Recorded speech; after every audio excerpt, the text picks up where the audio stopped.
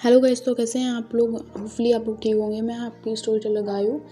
तो सीधे चलते अपने स्टोरी पे। जो हमने पिछले पार्ट में देखा था कि सिया वो होती है जो जगह खाली पड़ी होती है, जो जोया और अवनी के बीच, वहाँ वो जाकर सो जाती है बिना किसी को परेशान किए हुए। ऐसा तो उसका मन था कि हमारे लाते लोगों की बेड से खा लेगी नहीं जाके, बट वो ऐसा कुछ नहीं करती है और आराम से जाके सो जाती है जाके। बीच में अब जो होते हैं वो सुबह के 8 बज गए होते हैं। काशवी और आरवी होते हैं, वो भी लोग नहाने के लिए मतलब उठते हैं, नहाने जाते हैं और फिर नीचे अपना यूनिफॉर्म पहन के आ जाते हैं। और डाइनिंग टेबल पे इनके जो है दादाजी और बुआ जी वो पहले से बैठे हुए थे, तो ये लोग भी दोनों लोग जाते हैं, उनके पास बैठ जाते हैं। तभी जो काशवी की मम्मी होती है और जो आरवी की बुआ होती है वो एक ही इंसान होती है। मतलब आरवी बुआ कह सकते हैं ना, बुआ की लड़की थी काशवी। तो वो जो बुआ होती है वो कहती हैं पापा हम कल मेरी मलेशिया की फ़्लाइट है, तो मैं कल वहीं जा रही हूँ, मलेशिया जा रही हूँ। वहाँ बहुत सारा काम पेंडिंग होते जा रहा है, तो मुझे अब जाना होगा। तो दादाजी होते हैं वो कहते हैं कि बेटा अभी तो आई थी, थोड़े दिन और रुक जाती। तो तभी जो दादी जी होती हैं वो भी अचानक से टब से बोल पड़ती हैं कि हाँ बेटा तुम थोड़ी देर और रुक जाती तो अच्छा लगता। ये बच्चे भी जब भी तुम आती हो तभी हॉस्टल से आते हैं, वैसे भी तो कभी कभी आते हैं, पर इस टाइम जब तुम हो तो ये बच्चे भी इसी घर में रह जाते हैं। वरना तो इन लोगों को देखो, इन्होंने तो हॉस्टल को ही अपना घर बना लिया है। तभी बुआ जी कहती हैं पापा क्या टेंशन है, वो हॉस्टल भी अपना है, स्कूल भी अपना, कॉलेज भी अपना है, तो बच्चे यहाँ रहें चाहे वहाँ रहें, इसमें क्या है।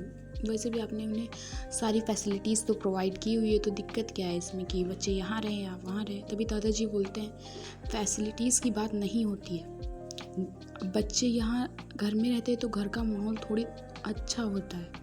घर में बच्चे रहेंगे तो उन्हें अच्छा लगेगा। और वैसे भी ये दोनों जब चले जाते हैं ये घर काटने को दौड़ता है। तभी काशवी की बुआ कहती है हाँ पापा ये तो बात सही, ये बच्चियाँ इस घर की रौनक हैं।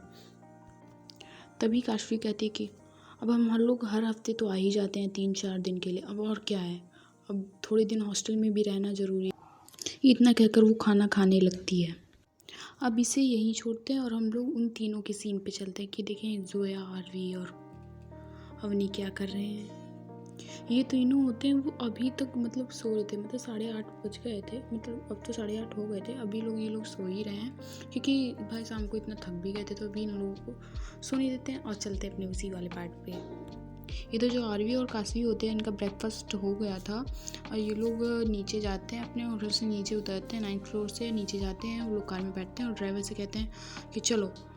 तो ड्राइवर होता है, मतलब इन लोगों का स्कूल था जो होटल से लमसम 4-5 किलोमीटर की दूरी पर होगा, ज़्यादा दूर नहीं था। हॉस्टल था, मतलब हॉस्टल में ही स्कूल था, सॉरी मतलब कि स्कूल में ही हॉस्टल था। तो ये लोग वहाँ मतलब रुकते थे जब कभी मन होता था। इनके लिए एक फ्लोर ऊपर वाला खाली था क्योंकि ये स्कूल इनका दादाजी का ही था, तो ये स्कूल मतलब ऊपर का पूरा फ्लोर खाली रहता था इन लोगों के लिए। मतलब ये चाहे तो रुक भी सकते हैं और नहीं भी रुक सकते हैं, मतलब कोई फोर्स वगैरह नहीं था। तो ये लोग चले जाते हैं स्कूल।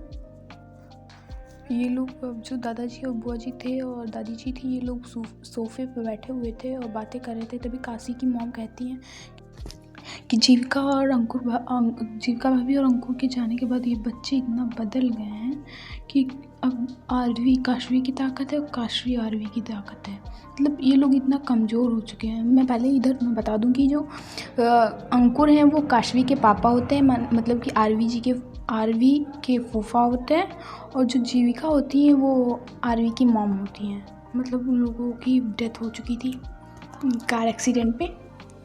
तभी आरवी के दादाजी कहते हैं कि जितेंद्र की दूसरी शादी कराने के बाद मैंने सोचा था कि आरवी को उसकी माँ मिल जाएगी, पर ऐसा कुछ नहीं हुआ। उसने जानवी को अपनी माँ का दर्जा कभी दिया ही नहीं, मतलब उसको अपनी माँ कभी माना ही नहीं। शायद वो अपनी माँ की जगह किसी को देना नहीं चाहती थी। और जब से जानवी को बच्चा हुआ तब से तो उसने भी आरवी की तरफ ध्यान देना बंद कर दिया। जितेंद्र और जानवी के कहने पर भी वो आरवी होती है, वो जो उसके पापा जितेंद्र होते हैं और उसकी स्टेप मॉम जानवी होती है, उनके कहने पर भी मतलब वो चाहते हैं कि चाहते थे कि आरवी उनके साथ लंदन में रह के, और उनके मतलब दादाजी भी रहे आके, बट होती वो आरवी नहीं जाती है उन लोगों के साथ, उसकी बनती नहीं थी। तो यार किसी की माँ चली जाए उसके थोड़े दिन बाद तुम दूसरी औरत लेकर आ जाओ, मतलब जितेंद्र जी मतलब आरवी के जो डैड होते उनकी भी इंटेंशन गलत नहीं थी। वो तो चाहते थे कि आरवी अभी 5 साल की उसको उसकी माँ मिल जाए, बट आरवी ने अपने दिमाग में इस कदर नफरत पैदा कर ली थी कि मतलब उन्होंने अपनी मतलब वाइफ को छोड़, उसकी माँ को छोड़कर किसी दूसरी औरत की उसको उसकी माँ की जगह दे दी थी। तो उन लोगों से नफरत करती थी माँ, तो उनके साथ रहती भी नहीं थी। ये होता है कि अब ये लोग जो दादाजी होते हैं वो ग्वालियर को छोड़ के, जहाँ उनका मॉम का एक्सीडेंट हुआ था उसको छोड़कर ये लोग मसूरी में शिफ्ट हो जाते हैं। अब आरवी ना अपने दादाजी के साथ रहती थी ना, मतलब ज़्यादा नहीं रहती थी, हफ्ते में 4 दिन के लिए वो दादाजी के पास आ जाती थी और बाकी दिन हॉस्टल में 3 दिन हॉस्टल में रुकती थी। वो भी कभी कभी ऐसा होता था कि जैसे बुआ आ जाती थी तो वो आ जाती थी घर, नहीं तो ज़्यादातर हॉस्टल में ही रहना होता था। कभी कभी आना होता था इन लोगों का होटल में, मतलब जहाँ इनके दादाजी रहते थे। तभी बुआ जी कहती हैं जितेंद्र भाई साहब भी ने भी आर्यन को लेकर और जानवी भाभी को लेकर लंदन शिफ्ट हो गए बिजनेस के सिलसिले में। कभी कभी आना होता है और मन किया तो आया, नहीं तो नहीं आया। तभी आरवी की दादी जी कहती हैं कि पिछले जब ये 5 साल के थे तब इनकी ज़िंदगी में एक तूफान आया था और जिसने इन दोनों की ज़िंदगी को पूरी तरह से बिखेर कर रख दिया। तभी बुआ जी कहती हैं हाँ माँ, हम लोगों को जितेंद्र भाई की दूसरी शादी नहीं करानी चाहिए थी। आपको याद है जिस दिन जितेंद्र भाई दूसरी शादी करके आए थे, तभी जब आरवी ने देखा था कि उसके पापा के साथ कोई दूसरी औरत खड़ी है, तभी वो गुस्से से कह रही थी कि पापा आप मेरी माँ की जगह कैसे दे सकते हो किसी को, और वो आई हेट यू डैड करके चली गई थी। जिससे तभी जो जीविका की बुआ है वो कहती है पापा आज भी मुझे वो दिन याद है जिस दिन जीविका भाभी और अंकुर का एक्सीडेंट हुआ था। उस दिन से आरवी और काशवी ने तो कमरे में बैठ कर रोना चालू कर दिया। 3 दिन हो जाते थे वो कमरे से बाहर ही नहीं निकलती थी। और आरवी तो जितेंद्र भाई साहब के पास बैठकर अपने दुख शेयर कर लेती थी। मेरी काशवी ने तो किसी से कुछ कहा नहीं, बस कमरे में बंद करके बस। और जब से उसने देखा कि उसके पापा के साथ एक दूसरी औरत खड़ी है, वो भी शादी की जोड़े में, तब से तो आरवी का दिल टूट ही गया। ना उस दिन से वो आज तक कभी रोई है। और हम लोगों ने उनकी जितेंद्र भाई साहब की शादी करा के गलत कर दिया। हमने सोचा था कि आरवी को एक मां मिल जाएगी, पर नहीं। उस शादी वाले दिन के बाद ना आरवी 11 साल हो गए आज, ना आरवी ने अपने पापा से बात की है और ना ही काशवी ने अपने मामा से बात की है। आज 11 साल हो गए पूरे। ना ये अब बस काशवी आरवी का सहारा है और आरवी काशवी का। ये दोनों अपने ही दुख एक दूसरे से बांटते हैं और रहते हैं। तभी आरवी की दादी जी कहती हैं कि मुझे कुछ नहीं पता, बस मुझे इतना पता है कि मेरी दोनों बच्चियाँ अब खुश हैं, बस उन्हें किसी की बस नज़र ना लगे, बस इतना ही बहुत है मेरे लिए। मेरी दोनों बच्चियाँ उस हादसे को भुलाकर बस आगे जी रही, बस मुझे इतना चाहिए और कुछ नहीं चाहिए। तभी काशवी के दादाजी कहते हैं चलो पुरानी बातों पे मिट्टी डालो, और अपनी बेटी से कहते हैं कि बेटा तो हम लोगों को स्कूल की मीटिंग में चलना है। मैंने कुछ और भी सोचा है, स्कूल में कुछ और भी काम करवाना है, तो हम लोगों को बोर्ड्स ऑफ मेंबर के साथ मीटिंग करनी, मतलब और भी जो स्कूल के मेंबर्स होते हैं उनके साथ उनकी मीटिंग होती है। क्योंकि ये स्कूल होता है ना, मैंने आपको बताया था कि ये काशवी के दादाजी का होता है। स्कूल में ना मैं बता देती हूँ स्कूल के बारे में। स्कूल में ही था तो जो हॉस्टल और कॉलेज भी था, मतलब जिनको स्कूल कंप्लीट करने के बाद ग्रेजुएशन भी करनी, वो उसी स्कूल में रहकर, यानी कि वहीं से हॉस्टल में रहकर भी ग्रेजुएशन कर सकते थे। वहाँ की फैसिलिटीज़ सारी अवेलेबल थी, मतलब अच्छे रूम्स, बाथरूम्स, क्लासेस वगैरह वगैरह सब बहुत अच्छे थे। और हॉस्टल था जो 6-7 फ्लोर्स का था 6 या 5 फ्लोर्स के, मतलब हॉस्टल वाले बच्चों का अलग, मतलब कॉलेज वाले बच्चों का हॉस्टल अलग था, स्कूल वाले बच्चों का हॉस्टल अलग था, गर्ल्स का अलग था, बॉयज़ का अलग था। मतलब कि स्कूल का और कॉलेज की जो हॉस्टल थे वो एक ही में थे, उसमें सिर्फ लड़कियां रहती, उसी की दूसरी साइड बॉयज़ का हॉस्टल था जिसमें स्कूल के भी बॉयज़ रह सकते थे, कॉलेज के बॉयज़ भी रह सकते थे। तो ये था, मतलब बढ़िया इंटीरियर डिज़ाइन था पूरे कॉलेज का, बहुत ही बड़ी जगह में बना हुआ था कॉलेज स्कूल।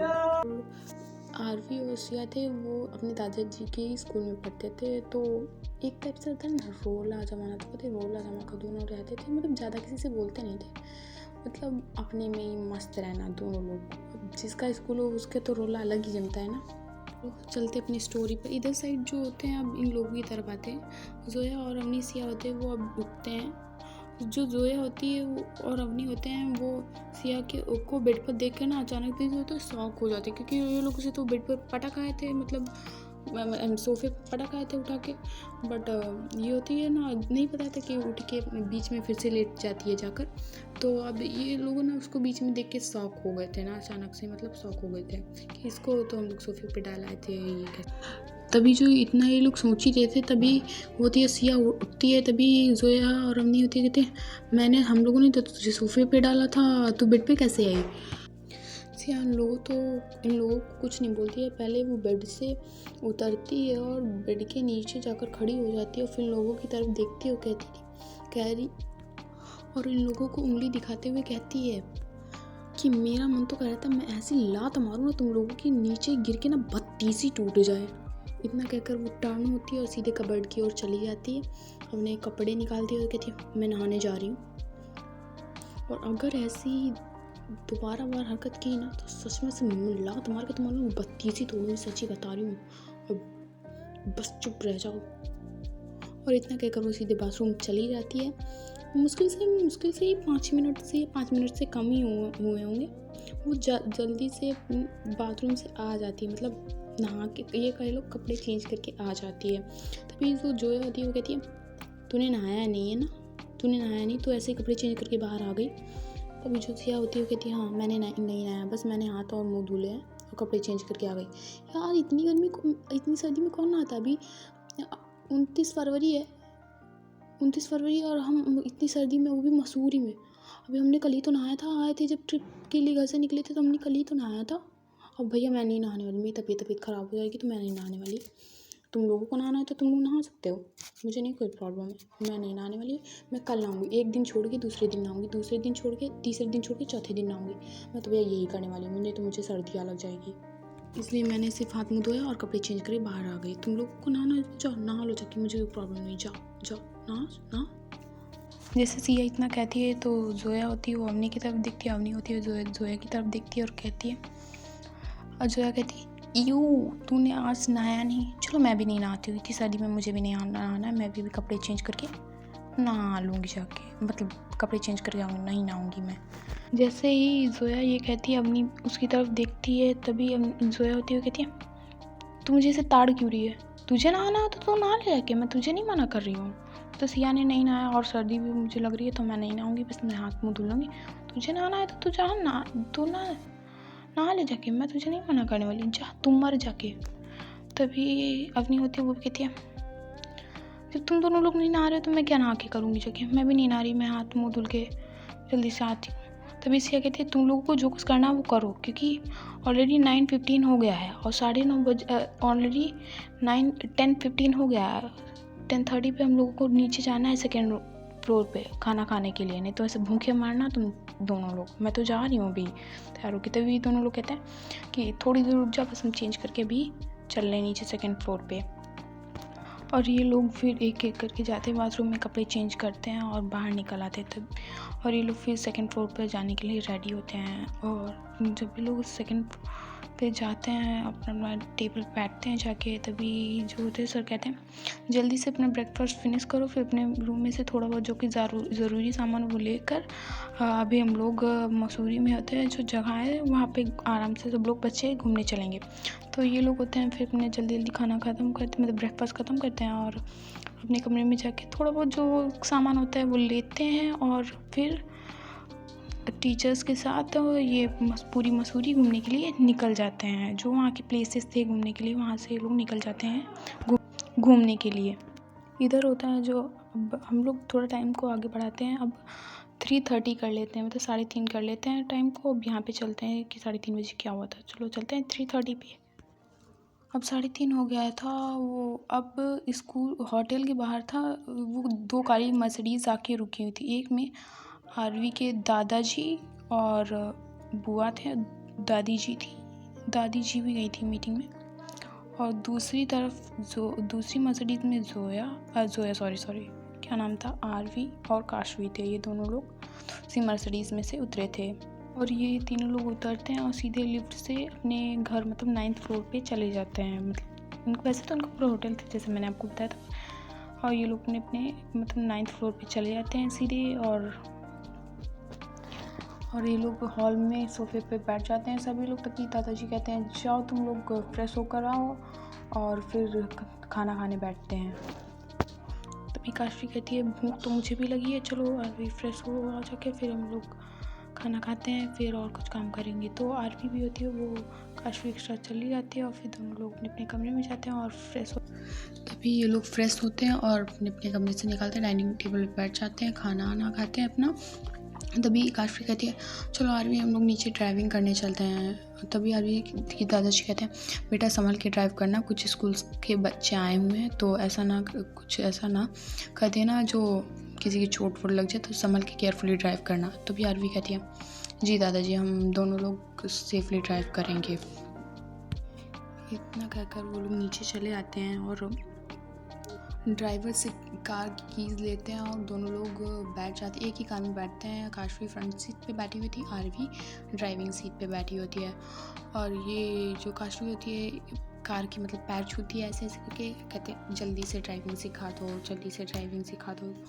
और जबकि आरवी होती वो ड्राइविंग सीट पे बैठी होती है, पर ये काशवी पैर छू रही थी और कह रही थी जल्दी से ड्राइविंग सिखा दो। पहले माथे पे रखती है, फिर लेफ़्ट साइड रखती है हाथ के, फिर राइट साइड रखती है, फिर माथे पे रखती है, फिर लेफ़्ट साइड राइट साइड और फिर ऊपर नीचे करती है।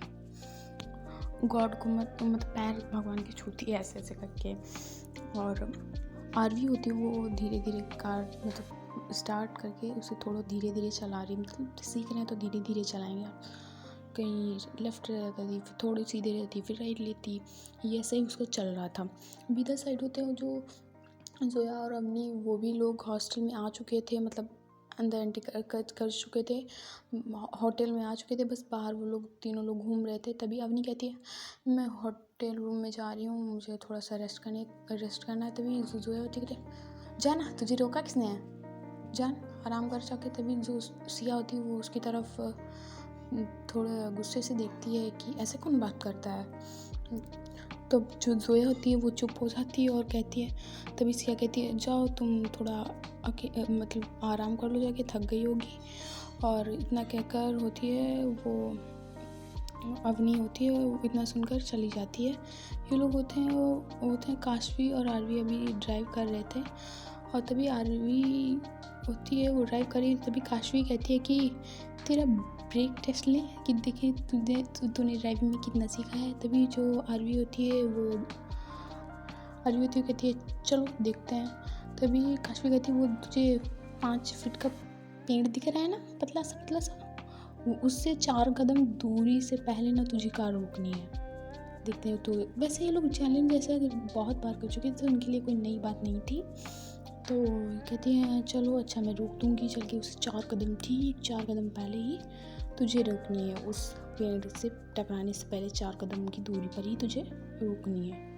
तो आरवी कहती हैं चलो ठीक है, अगर मैं जीत गई तो मैं जो कुछ कहूँगी तुझे वो करना पड़ेगा, कुछ भी हो मुझे करना पड़ेगा। तो कहती है काशवी कहती है प्रॉमिस मैं पक्का करूँगी, जो कुछ कहेगी मैं पक्का करूँगी, मैं चैलेंज एक्सेप्ट करती हूँ।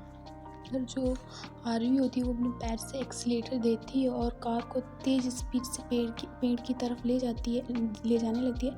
तभी जोया और सिया होते हैं वो बात करते हुए, ये लोग इतने मगन थे ना तो इनको कुछ सुनाई भी नहीं दे रहा था कि कार आ रही है, हॉर्न दे रही है, नहीं, इनमें लोग पता नहीं कौन सी सास बहू की चुगली कर रहे थे कि उनको कुछ सुनाई नहीं दे रहा था। और जब अचानक से सिया होती है वो कार की तरफ अचानक से तेज़ मतलब आते हुए देखा था उसने, अचानक से आते हुए देख लिया था कार को।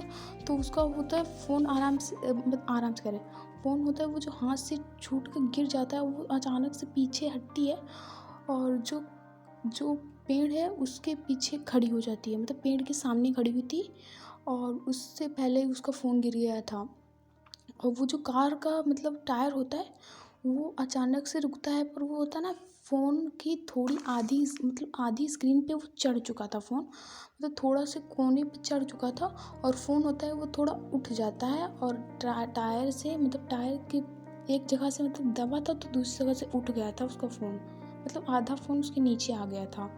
होता जैसे ही वो मतलब जो सिया होती है वो अपने फ़ोन की ऐसी हालत देखती है, मतलब अचानक से आ गया था वो। जो सिया थी उसको ये चिंता नहीं थी कि अभी जो थोड़ी सी पीछे ना हटी होती 4 कदम से दूरी पर तो वो निपट गई होती, पर उसको ये चिंता उसकी अपनी सीधे नज़र टायर के नीचे थी, जो उसका फ़ोन थोड़ा सा उसके नीचे आ चुका था। अब वो लगातार अपने फ़ोन को देखे जा रही थी। और इधर जो होती है वो आरवी होती है ना, उसको तो इन चीज़ों को कुछ फ़र्क ही नहीं पड़ता, ना आरवी को पड़ा था ना काशवी को। तो उसकी तो ये बेट थी कि मतलब वो 4 कदम से पहले ही रोकी तो ठीक, उसने पेड़ के 4 कदम पहले ही उसको रोक लिया था और मतलब गाड़ी को। उसको ये चिंता नहीं थी कि किसी का फ़ोन उसने देखा ही नहीं था, ना वो कार से उतरती है, बस इतना पता था कि उसने 4 कदम पहले ही कार को रोक लिया है। इधर जो सिया होती वो दे दनादन अपने फ़ोन की तरफ देखी जा रही थी। इससे पहले ज़ोया उतरती, मतलब ज़ोया उनकी तरफ कुछ कहती, ज़ोया की भी नज़र सिया के फ़ोन पर जाती और वो सीधे अपने माथे पे हाथ मतलब ऐसे ऐसे रख लेती है कि ये क्या हो गया अब। इधर जो सिया होती है वो अब वो अचानक से अब रोने लगती है और कहती है, ज़ोया मेरा 108 मेगापिक्सल का कैमरा था, इतनी इतनी मस्त सेल्फी आती थी और मेरा फ़ोन टूट गया।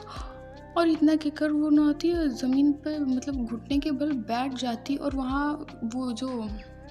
वहाँ पे ज़मीन है उसको टाइटली मतलब ज़मीन से मुट्ठी पे ऐसे ऐसे कर मतलब ऐसे ऐसे पैर हाथ सब पटकने लगती है छोटे बच्चे की तरह। तभी ज़ोया होती है, यार अवनी यहाँ सब लोग हैं देख रहे हैं तुझे, तो ऐसा करना बंद कर, फ़ोन नया ले लेना जाके ना। तो और वो सिया होती है वो रोते ही जा रही थी और ज़ोया उसके कंधे पे हाथ रख के उसे बस मतलब रोने से रोक रही थी, मतलब ये सब चल रहा था। और इधर वो दोनों हैं कार से उतरे ही नहीं थे, बस देखे जा रहे थे।